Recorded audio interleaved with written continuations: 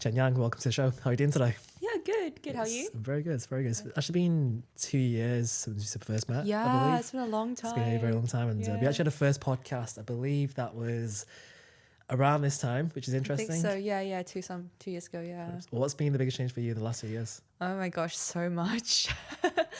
I think over the last years, I really got to have a better understanding of myself, what I actually want out of my business and my life. Business has completely changed. The way I see fitness has also completely changed. I think the last time we spoke, I had just done a marathon, which was great. But the way I train now, the way I see health and fitness has, really just transformed. Yeah. Completely. It's been a lot. Yeah. What's been like, when did the penny drop in terms of like overall, like, because you know, you were into like the functional fitness, into like overall like running marathons, doing the events. We spoke about this off camera, but when did the penny drop for you to kind of like make a shift in terms of overall the approach you're doing? Yeah, I think it was like actually really realizing that as a female, our bodies are so different. And I think it's great being super goal oriented. And I've always done like extreme things. Like I've always, I was bodybuilding, then I ran a marathon, then I did like 2 high roxes. Like I've always loved extreme things and having big goals. But I think a goal that many of us overlook is like learning how to just have like a really sustainable lifestyle in a sense where you're not pushing your body, but you're just maintaining, right? And I think that's sometimes harder because I think as goal-oriented people, we love to be like, this is what I'm now working on, right? 100%. And when we meet each other, we're like, what are you working on now? It's either like a photo shoot or like another competition, right? So I think it's harder to be like, well, actually right now I'm in a phase where I'm just like listening to my body and just optimizing my health. So yeah. Interesting. It's kind of like for you, like, kind of like almost what something I wanted to dive into this today's podcast is almost like your background in terms of you've competed, you've gone from aesthetic to performance to full health into you probably dabble with a few things in between. Yeah. What got you into fitness in the first place? What was the origin story? Yeah. Obviously just I think growing up, never really feeling confident in my own body. I think it's quite common for a lot of people who get into fitness. Growing up, especially in like an Asian household, I think a lot of Asians would relate. Like you get body shamed all the time, you know, Imagine. Yeah. your parents make comments, unsolicited advice is given to you, and you grow up in a way where you just never feel good enough. And you never quite understand, I guess, how to get yourself to a place where you can feel confident and empowered in your body. And even if you're close, every time you see a relative, they kind of tear you down again. So I think because of that, I never loved who I was. And I always really struggled with my own body image and how I looked. And yeah, I found the gym and was like, you know what, like I want to change this, right? And I want to feel like I'm in control of my own body. What do you think is the biggest thing that changed that in terms of overall? Because obviously has that gone away in a sense, or is that still? I think it has now. Yeah. Gotcha. What changed it? Yeah, it's an interesting question. I think number one, time. I think a time obviously heals a lot of things, but I think also actively working on myself. Honestly, like as much as I would never go into competing again, I think going through that journey of bodybuilding and seeing my body at extremes made me realize that like the self-love that I was looking for, my confidence wouldn't come from a certain number and scale anymore because I had been at every number possible and the way I felt didn't really change. And it kind of made me realize that it was the journey of knowing that if I set a goal, I can achieve it. Like that's what actually gave me confidence because it's like I have control of my own body. So then you no longer fear about gaining weight because you're like, well, I have control over my own body. So I know what it takes to just lose it again. And I think when you have control, you're no longer scared, right? For you, like, what was the biggest struggle for you to kind of get started in terms of your own journey? Start. I think just like having all this like BS on the internet. I can imagine. Right? Yeah. Imagine. What was the because I remember for me it was almost like, do you know the whole thing in terms of like calories burn, calories in, calories out? I thought in order to be into a deficit, you had to burn that many calories consciously as well as subconsciously. And it was almost like doing 1800 calories on the Stairmaster and the step mill into the cross trainer into then being like, I need to eat 1500 to have the 300 calorie deficit. For me, that was the biggest thing that I probably spent like pretty much most evenings after high school and college. Still on the stepper, which is quite interesting. What was the biggest mistake you initially made? Was it certain diets? Was it certain training programs? What did you specifically do? I think similar, like just really under eating. I remember my first year of uni, my hair was like falling out. I lost my cycle because I was doing so much. Like I was barely eating. I would just stick to like veggies and protein. I would be doing like high intensity every single day, going to the gym every single day, doing cardio every single day. I actually was just burnt out. But yeah, I just thought like the more I did, the more dedicated or like disciplined I was, like the better, right? To be fair, there was a lot of discipline. It was hard. It was hard, but it wasn't what I needed. You know, it could have been a lot easier. Do you find like it's that can happen in a good way in a sense? Because I think almost like, because obviously you know you can do that, which means when it comes to moderation is easier. Yeah.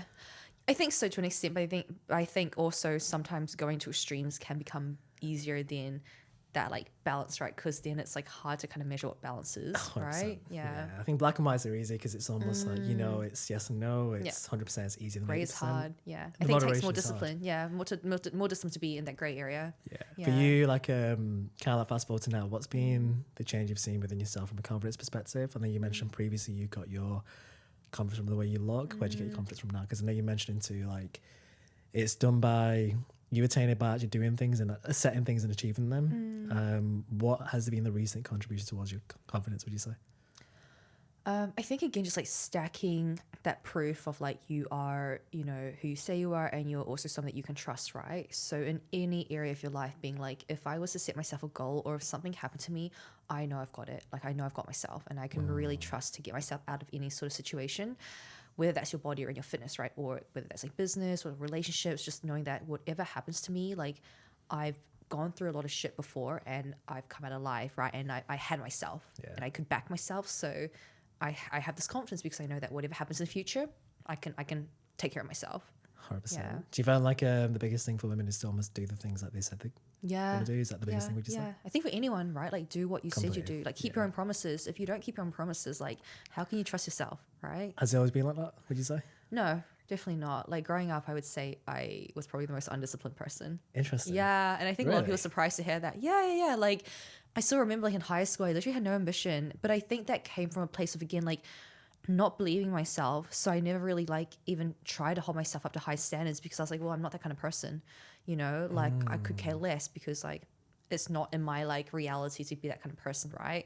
So I think sometimes it's almost like having someone around you believe in you more than you believe in yourself, maybe a mentor, a coach, right, or a friend, and to be like, okay, like that could be a possibility or reality in my life too, right? Who is that person for you? For me, I would say it was my best friend that I met in high school. Like she, like honestly, I owe it to her that I'm here. And to be honest, like I owe it to a lot of my friends along the path to, you know, of where I am today, because they all came in the right time. Yeah. Do you ever go through a period where it's like you have to be by yourself for a long time in order to get to where you are? Yeah. I think when you're building. Yeah. What years was that? Was that younger age? Was that recently? That was probably, I would say, when I was in London. So when I started building my business and getting into like competing, so like 2021. Interesting.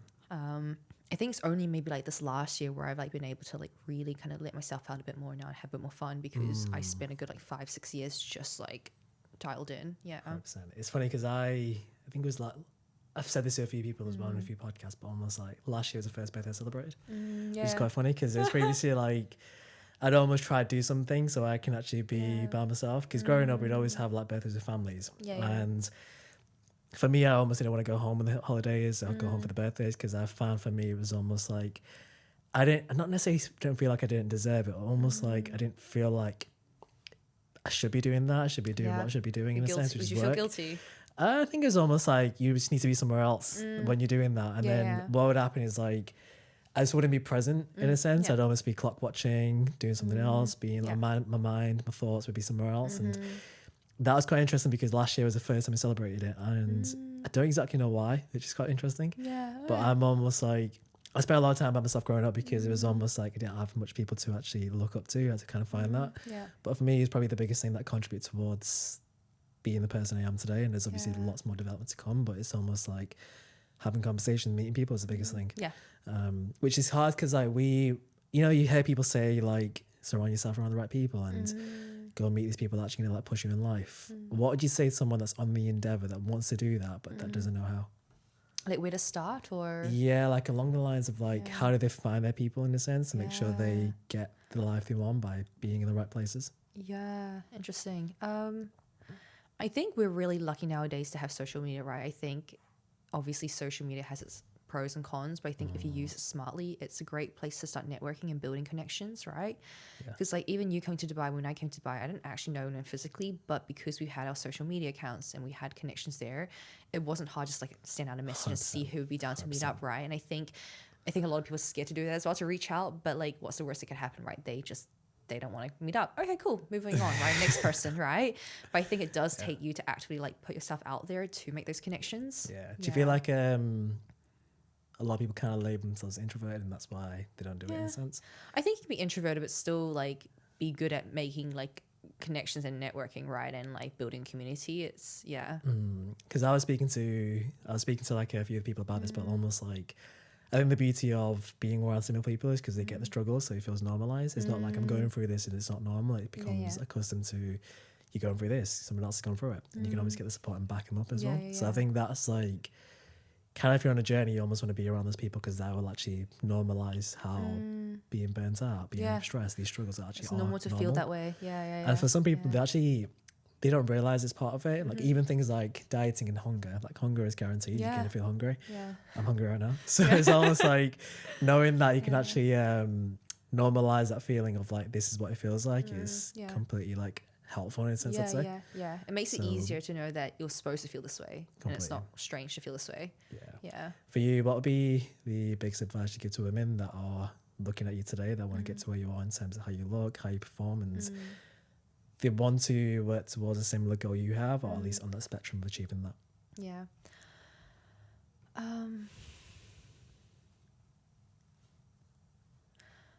I think the number one thing is to know that you will really have to work hard. I think people underestimate how much work and time and energy it takes to build something, whether that's your body, right, or your career or a life that you want. It's going to require you to make sacrifices that you perhaps don't want to make for the longer term benefit, right? It's going to require you to perhaps like cut people out of your circle, people who don't actually elevate you and who don't support you, right? Like you really have to be conscious every single day with how you're living a day. And I think a lot of people don't do that. I think a lot of people live in auto drive, you know, and they wonder why they're not happy with their lives, or the people around them aren't the people they really want, or they have, you know, drama in their life and they don't have this peace. And it's like, well, you have to intentionally go and create that life, right? It doesn't just fall into place. It's like anything, you have to sit down and map it out, like map out the life that you want to create, right? And then go start taking action. Yeah. In terms of fitness overall, what would you say is the biggest mistakes that most Asian women make today? Yeah. I think a lot of Asian women believe that they have to cut out the foods they love to reach their goals. Especially because I think in Asian culture, like, it's so carb heavy, right? And for Asians, like, I think, you know, food is a love language. So it becomes very hard when you're trying to go against your culture to reach your goals in your fitness, right? It's never going to work out. You either reach that body that you want, but you absolutely hate your life because you've like rejected your culture, or you try to appreciate your culture. And if you don't understand how to merge it together, you're stuck in a body that you don't like, right? So I think actually understanding that you can have both and you should be having both, right? What would you say for someone that wants that? What would be your golden lessons? Yeah. Number one, actually being educated on how nutrition works, because at the end of the day, it's not your Asian foods that's causing you to gain weight. You know, at the end of the day, we all know it's calories. 100%. And if you understand how to manipulate calories so that you can fit in the foods you love, game over, right? Yeah. 100%. For you, like, would you say like for women they struggle with nutrition, specifically training, what other struggles would you say they have? Besides those two, I think pressure from family and friends. I think sometimes as women, you know, when we're trying to make a change, but perhaps our family aren't on the same boat, or maybe they want similar goals, but they could never see themselves disciplining themselves. They almost try to sabotage you, right? They kind of tell you like, oh, why are you dieting? Like, you don't need to, you know, just eat a bit more, right? Maybe it's friendships. And I think it's important that women understand that that's none of your business, right? And it's like, it's often like people hating on you is a projection of what they're insecure about. Right?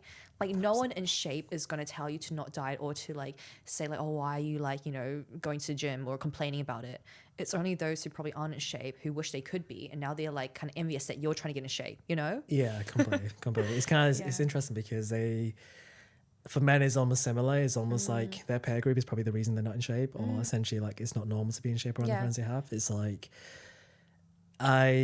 I think the biggest thing most people can do is like spend more time by themselves, and specifically if they spend more time with people, they need to spend more time with themselves. But if they spend a lot of time by themselves, they need to go the other way, spend time with people. Because nowadays, obviously, like it's almost a saying of like the thing you're not doing is the thing you should do as well. Obviously, there's a bit of a spectrum with that, but for men, it's almost like, I think because men respond well to extremes. They want to be all in or all out, and they want to be in that spot where it's like either I'm going to figure everything out and they can either have control or growth, but they try both at the same time. They want to be in control of the schedule, have everything with certainty, and achieve growth at the same time, but you can't. And I think if I was going to give advice to any man listening to this, and obviously I'd love to hear yours when it comes to that, but it's almost like completely just having that stance where it's like, you know, what you need to do is almost the opposite of what you are doing right now. So if you're consistently procrastinating, you're always socializing, you're doing things one way, it's usually the total opposite you need to do. You need to flip things into mind. Yeah.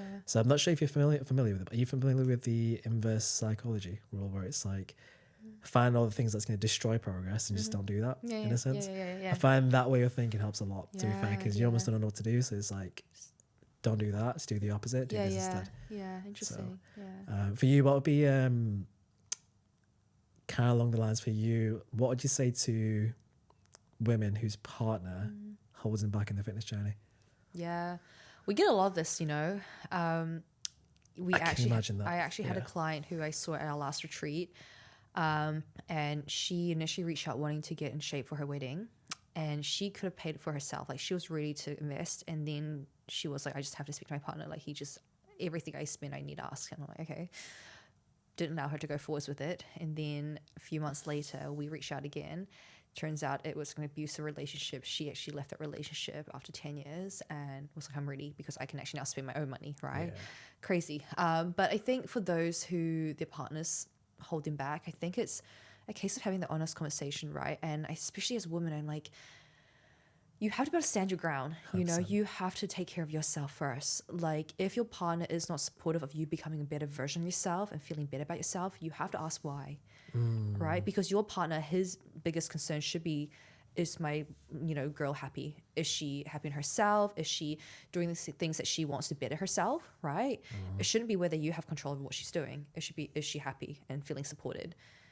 And I think as a woman, if your partner's not supporting you in something that's genuinely good for you, that's a red flag. Yeah, it's kind of like almost a reflection of their priorities as well, I'd say. Because I think you find like if there's a relationship, one person's fit, they'll either lift the other person down or the other person will bring them down, in a sense. Yeah.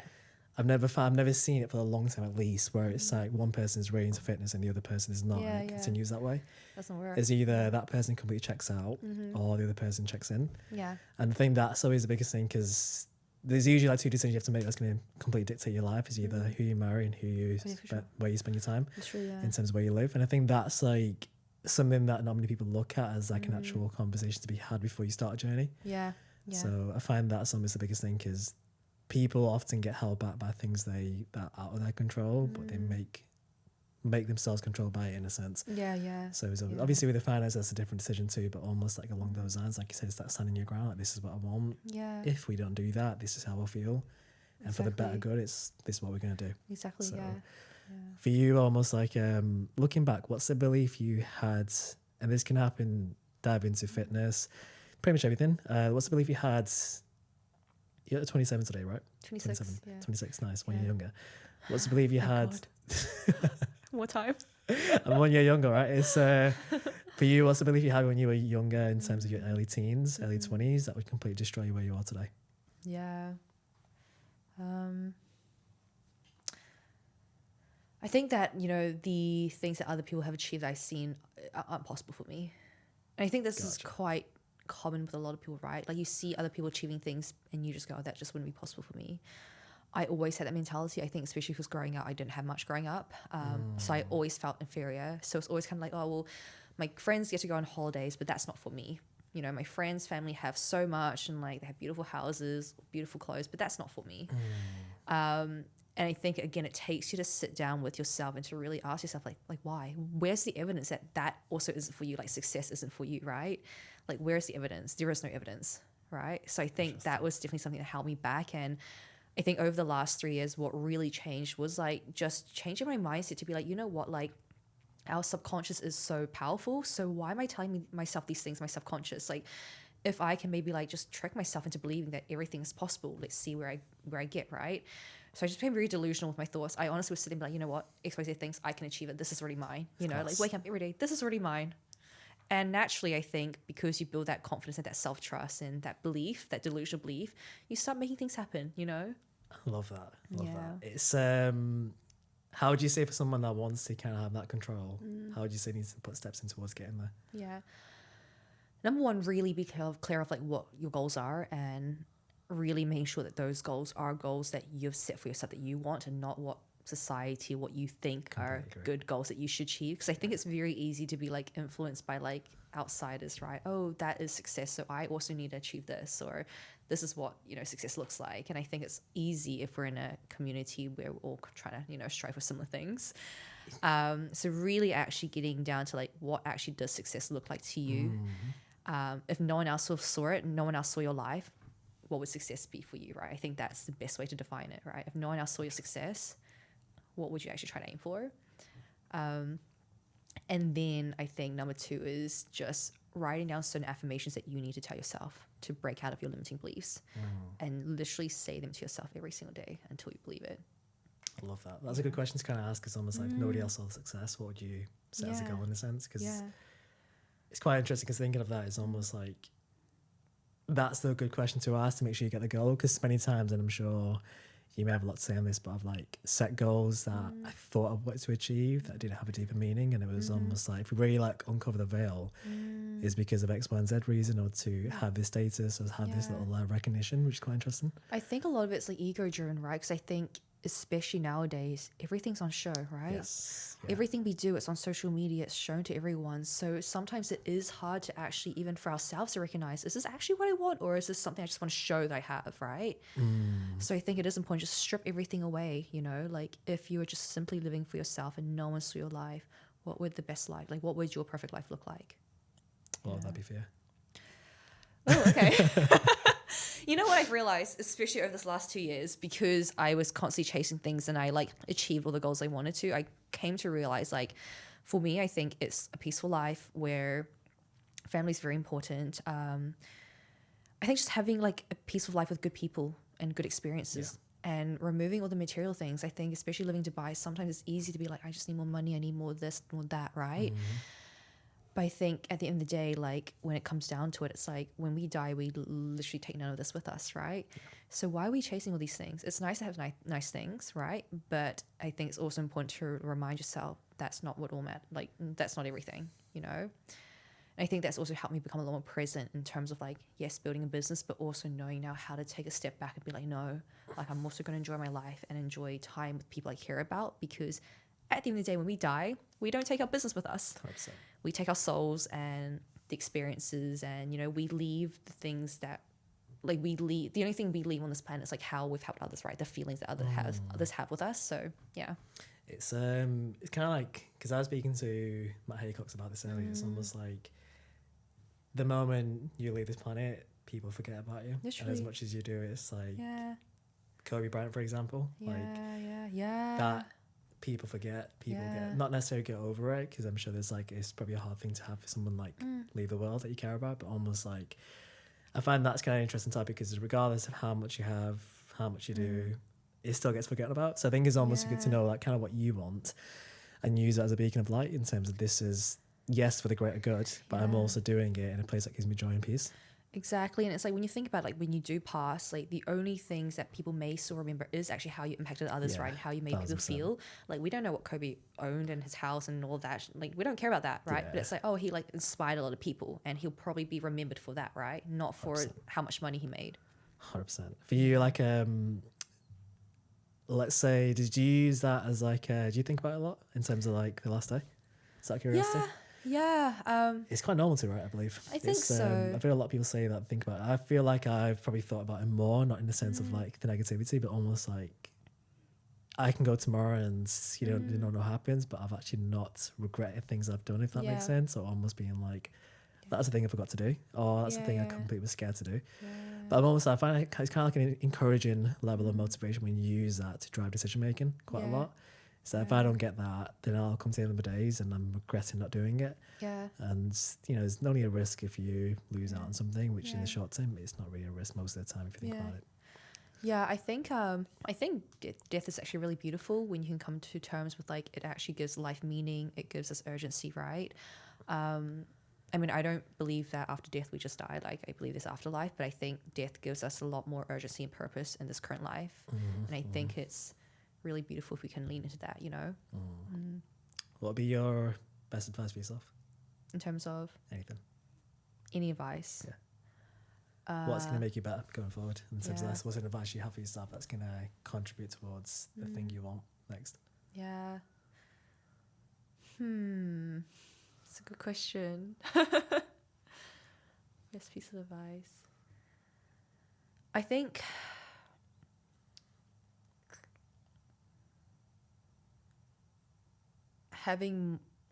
spending more time. I don't know. Actually, it's a really good question. I feel like I feel like I'm actually at a point in my life where I need to sit down and really think about what I want next, because I actually don't know what I want next. For the first time in my life, I would say I actually don't really know what I want next. Yeah. It's I'm not sure if you ever think like that, but almost like I find for me is almost like, what's the problem? How can I fix it? And this actually sabotaged me growing up in terms of getting in shape. I'd almost be like, if I got in shape, I'd be like, what's next? Yeah. Let's get out of shape so we've got problems solved. Literally, that was like the beacon of my existence growing up. And it was almost like you do a diet. Genuinely, I'd almost like kind of use it as like a, right, what's the point of going to the gym and what's the point of doing these things if there's no pain to like solve for? Yeah. And subconsciously that held me back for like 10 years, I think it was, like from 15 up until like 25. I'd almost be like, I get in shape, I was running away from like pain and just kind of like trying to like remove something that I didn't feel good about, into now it's staying in shape is easy when you don't do that, you can say. So I found that for me was almost like I need to create problems on purpose to actually solve it, and then actually have something to work towards. Otherwise, if there's no problems, there's no like guarantee I'm doing the right things. So whether it's in like business, we've got this problem, this is the solution, that's the goal we're working towards. In fitness, you're out of shape, get yourself back in shape. It's true. Have you ever like had like a similar version of that for yourself? I think with fitness, definitely once I stopped bodybuilding, that was kind of my like, I just felt very lost. I was like, okay, well, what do I do now? Because when you're bodybuilding and competing, you're not getting out of shape, but you essentially go through seasons and phases, right? So there's always some sort of like reason as to why you're training, why you're eating a certain way. So I definitely felt that, but I think that's also why I was like, I'm going to run a marathon, you know, then after the marathon, I was like, I'm going to do a high rock. Cause you know, I was searching for something, and it wasn't out of pain, but I think it was out of just like purpose. You know, I think when you lack that purpose, it can be hard, but then I think it's like also wiring what purpose means, right? Because like it could be, you know, my purpose is just to actually stay in my best shape and be really healthy and fit, right? I think sometimes we have to rewire our own brains to be like, purpose doesn't have to be this like big ass goal, right, that we tick off that we can show, but purpose could be like, you know what, I want to live every single day according to my values, and that should be also good enough. It's funny that, to be fair, because I remember as soon as you did that, they did the marathon, the next day I saw a progress picture, I'm going to 6-week minicamp. I'm like, you've had like 12 hours. I know. It's class. Are you diving into what we were speaking about before off mic about your health journey? Just for someone that doesn't know where you're at in terms of your fitness journey, where would you say you are today? What's the priority? What's the goal? What's the vision? What are you striving for? Right now, it's just really like optimizing my health, and I think really working out in a way that honors my body as a female and as a woman, right? So understanding how to cycle sync my workouts better, really learning how to be more in tune with my own body. Because I think sometimes we can become so disconnected in our own bodies, especially as women, because we start following programs that are like built from males, right? And we see maybe all these influences and people who we do like find really inspiring, but the way they're training is not a way that we could really maintain for the long term as females, 100%. Right? Because our bodies don't work the same.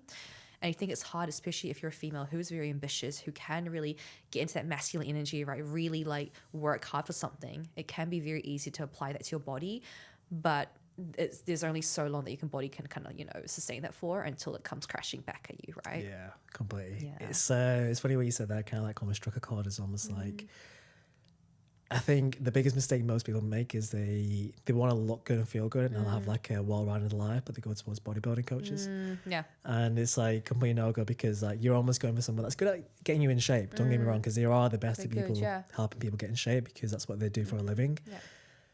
But then you also need to know that comes with having that outlook in terms of life as a bodybuilder, which is why like thing we do is almost like we actually want to make sure people have the body, live the life, and have harmony within both, because they can coexist. And I think the biggest thing is almost like knowing what you want requires sacrifice, but not to the degree that you need to. And there's like the methods are many, but like how you get there shouldn't be the bane of your existence.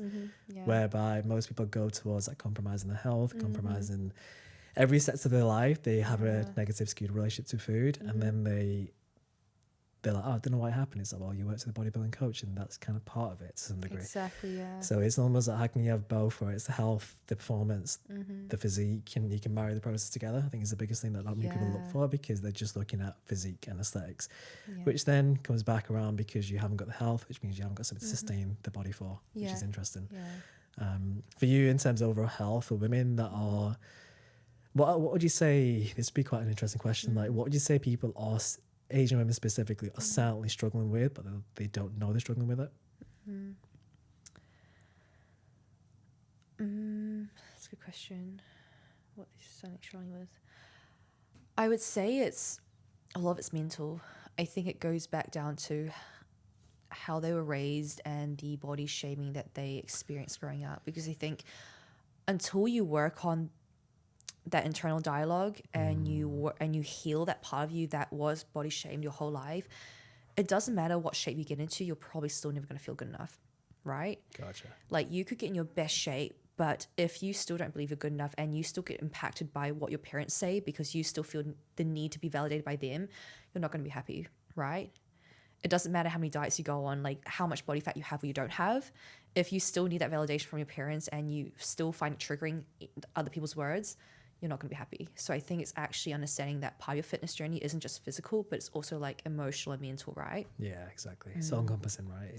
I feel like it's very good that you said that, because not many people know they're struggling with that at the same time. And if they fix that, everything becomes easier. But if they often go away from fixing that into fixing something else. Exactly, yeah. It's kind of like the thing before the thing.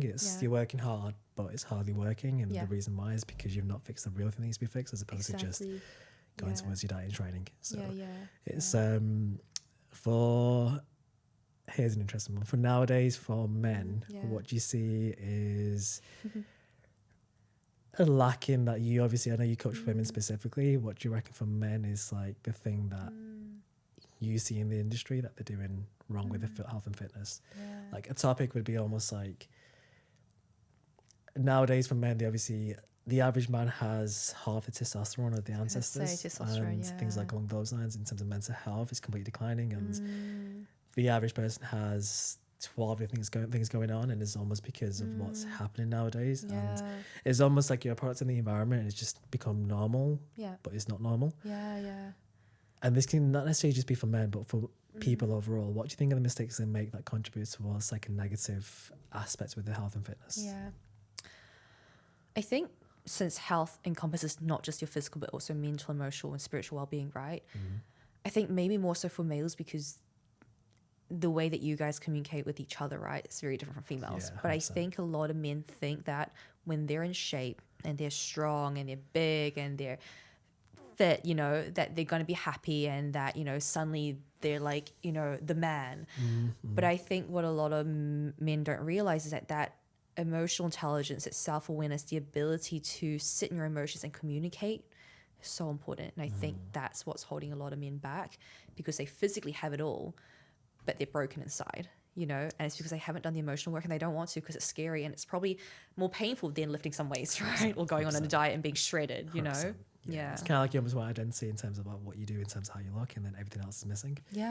It's what would be your, because the fact you see that is quite interesting, because it's almost something that I've been through, a lot of people have been through. It's like you're gonna cover up a deficit by running a marathon, whereby what you need to do is have a conversation with your missus and fix that relationship. Just something else, Right, so it's almost like you kind of fix one problem, but the solution requires another. So it's interesting.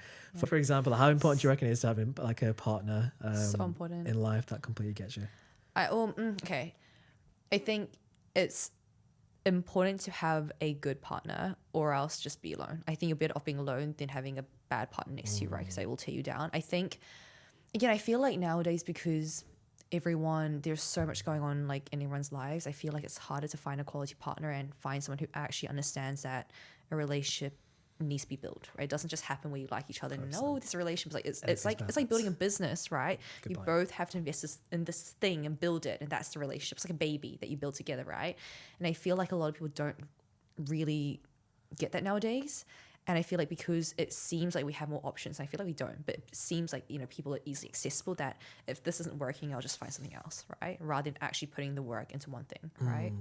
It's funny you said that, because I think it's the fact you said it's almost like a business, you're building it and it's not giving. Obviously at the start you feel like it's giving, I'm going to find the perfect partner, I'm going to do these things, and it's just going to be But magical. no one's perfect, you know. It's not, is it? You'll always kind of like realize the more you get into it, it's you'll have aspects where things you didn't know come across, and that's perfect because you need to work for it. But it's kind of interesting because nowadays I feel like, and this, I'd love to hear your thoughts on this, but I feel like some people rush too quick into relationships, whereby they should be single for longer to figure themselves out. Because I think the reason, or the way you can have a good relationship is by getting yourself in order. So then when you comes together, you're not bringing mess to the table. Whereby I personally kind of struggle with getting into that from growing up, because it was almost like I need to make sure I'm in shape first, got the business, got things mentally in sync, no purpose. And then if I just rush into a relationship, I'll probably get distracted by all those things and still be figuring it out. But I think most people rush themselves into relationships into kind of thinking that's what they need to do, whereby being single, I think, is probably a good thing for most people to do at the start, until they figure themselves out, and then the quality of relationships and people they're around actually becomes much better. Otherwise I think if you don't work on yourself first, you bring all your trauma to someone else, right? Completely. And it just gets messy. What'll be what's a question or what's a topic you've not spoken about on a podcast or in general that you're super passionate about and you've never had the platform to speak about overall? That's a good question. I think probably like the ability for women to lean into both their feminine and their masculine energy. Gotcha. And how important both of those are. And I think we have women who are way too in their feminine and just don't even have a backbone, right, for themselves, and they have nothing for themselves. But then we have a lot of women, I think, nowadays who are so in their masculine, they're building businesses, they're so like locked into that, but I think they've really lost touch of like who they are as a woman, right, and that feminine side. And I think perhaps that's also why I think there's like a problem with like relationships nowadays, because we do have so many women who are in the masculines and so in the masculines, right, and then we have a lot of men who are very much in their feminine.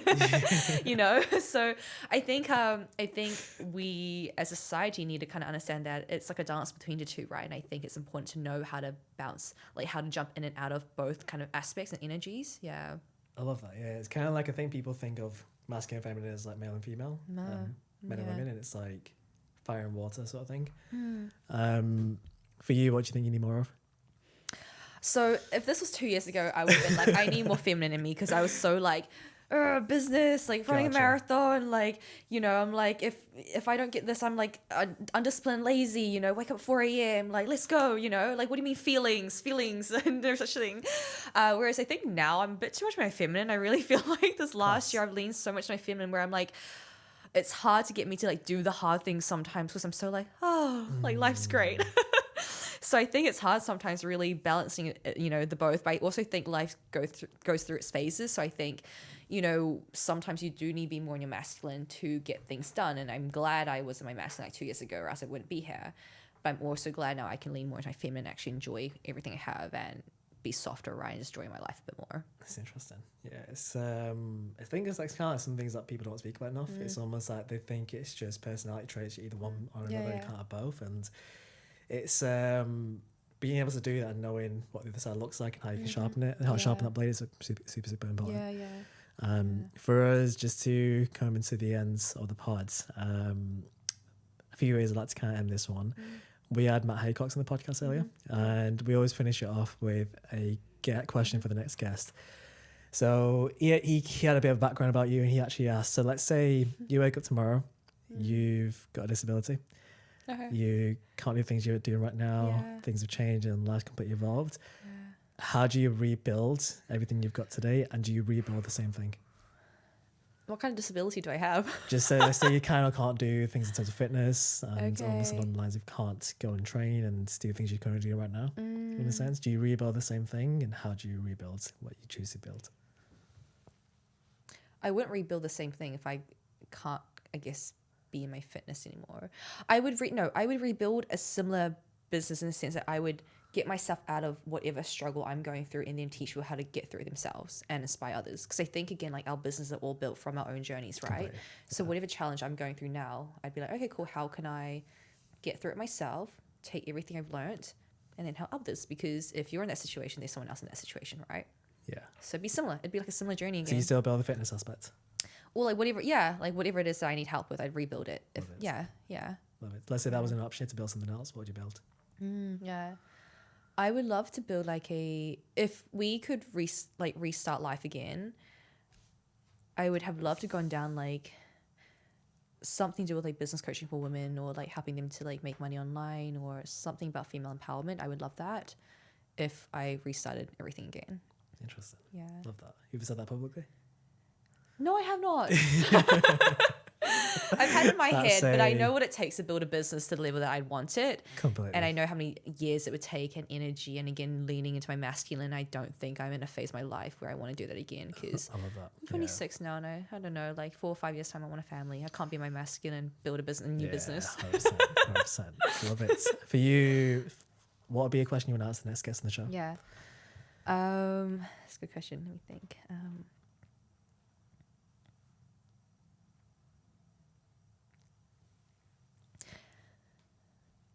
If you were to die tomorrow, what's the one thing that you would really regret that you've done or you haven't done in your life? And what would you tell your future child before you die to make sure they don't die with the same regrets? Powerful. Yeah. What would you say, actually? In terms of the answer? Yeah. So if you were to die tomorrow, what regrets would you have, and what advice would you give to your child to make sure they don't die with the same regrets? Oh, that's a good one, that, to be honest. So you put me on the spot.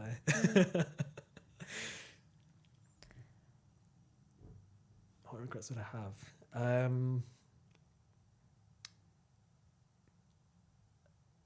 I think for me, probably like something I need to get better at is having hard conversations with people that I love. Yeah. And that is the reason I say that is because the relationship will be better over time. And I've had a lot of relationships with family, loved ones, people I care about that haven't been as good as they could be because of conversations we've not had before. And it's uncomfortable. And that's probably a good advice to take now, to be honest, going forward. But almost like sitting down, having raw conversations completely without judgment, and being in a place where you can come to solutions. Because what I do quite a lot is sometimes if I wouldn't say I do it, but I find there's a spectrum of me doing it where if I can't fix something, I'm completely like, it's unfixable, run a while, do something else that's going to work. Okay, run a marathon. It's do a marathon. I can't get in shape, do a marathon. Just turn into a hybrid. But almost like, I find like for me, sometimes growing up, the only person I'd really trust is myself. And I'm almost like, I can't, and I would never try to change someone or influence someone, but I wouldn't try to have a hard conversation so we can get over something together. Yeah. And that's probably held me back in terms of depth of relationships sometimes in the past, which I feel like for me now going forwards, and this is something that's become more important for the last 12 months, is God's relationships who you're around, family. Like we had a very small family growing up. It was only me, my mum, my brother, my grandma, he passed away. So it's 3 of us. And it was almost, we had to look after each other. But like the depth of that relationship, and it's really deep, but it could be so much better if we had like sit down conversations that were present and almost came to solutions of things. Because one thing I want to do is make sure there's no conversation that I didn't have, and that's the biggest thing. The advice I gave is just do the hard things because life gets easier. Otherwise, it's kind of like if you have trash that's in the bin and you just leave it out, you're like, I'll take it tomorrow, and it'll just catch flies and become like a big mess. It's almost like it'll just get harder as opposed to easier. So the longer you leave it, it's just grow molds and it'll get harder. So that's probably it.